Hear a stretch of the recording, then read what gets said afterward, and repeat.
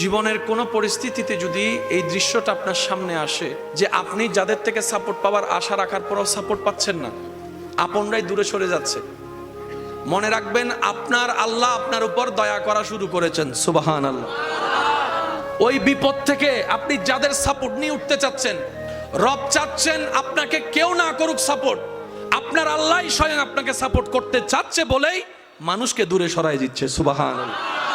জীবনে যদি কখনো দেখেন কাছের মানুষ দূরে সরে যাচ্ছে, বেঈমানি করছে, দুই নম্বরই করছে, চোখ উল্টাই ফেলছে, আপনি বুঝে নেবেন আল্লাহ তাআলা আপনাকে দুনিয়ার আসল চিত্র দেখাচ্ছে।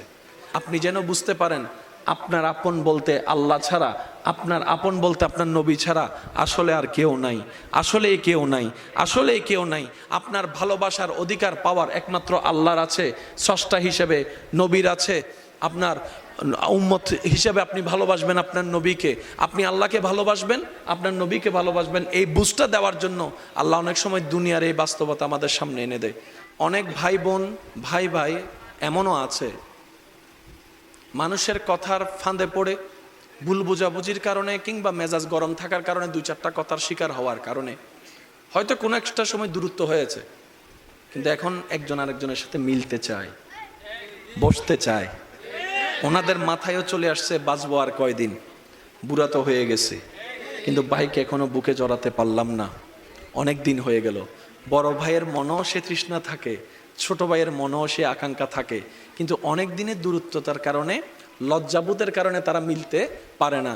আমি আমার ভাইদেরকে, যুবক ভাইদেরকে অনুরোধ জানাবো, যদি এরকম কোনো ফ্যামিলি কন্ডিশন হয়, আপনারা যুবকরা মিলে, ভাইরা মিলে, চাস্তো ভাই জাত্তো ভাইরা মিলেই আপনারা উদ্যোগটা নেন, ভাই ভাইকে যেন জড়াই ধরতে পারে, ভুল বুঝাবুঝি যেন শেষ হয়ে যায়। কথা বলেন ঠিক কিনা?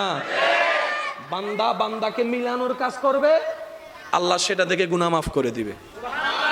সুবহানাল্লাহ। আমি শুনি না, আরো জোরে বলেন। মিলে থাকেন, কেউ মিলে থাকতে না চাইলে তার আল্লাহরে সে জবাব দিবে। আপনার পক্ষ থেকে আপনি ক্লিয়ার থাকেন, মানুষের উপকার করবেন, থ্যাংক ইউ পাওয়ার আশা রাখবেন না, করতেই থাকবেন। কেন? সে আপনার রবের বান্দা, আপনি বান্দার জন্য করবেন, ওই বান্দার আল্লাহ আপনার জন্য করবে।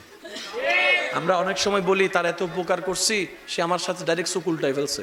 বা এটা দুনিয়ার নিয়ম, আল্লাহ তো এটাই বুঝাতে চায়, এটা দুনিয়া, এটা জান্নাত নয়।